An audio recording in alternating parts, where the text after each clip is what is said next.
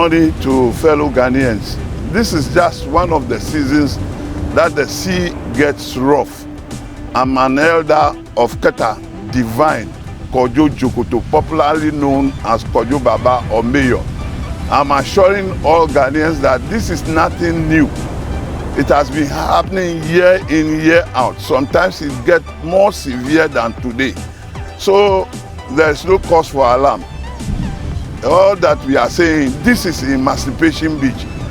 This is where people are saying it has been destroyed. No, the sea only brought out the sand because the sea is shallow. If it were to be a deep sea, all these things would not be happening. So we will appeal to the government to come and dredge the sea so that the sea will be deep and all these things will be a thing of the past. Thank you.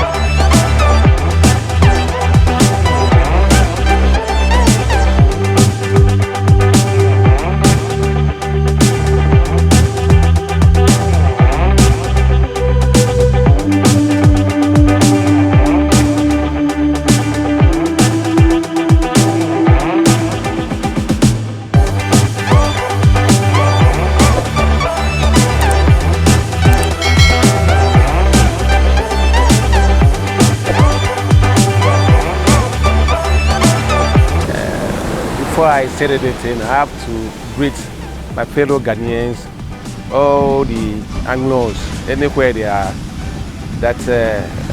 I'm right now at the Emancipation Beach, and we've had a lot of news yesterday night and this morning, which prompt me to be here.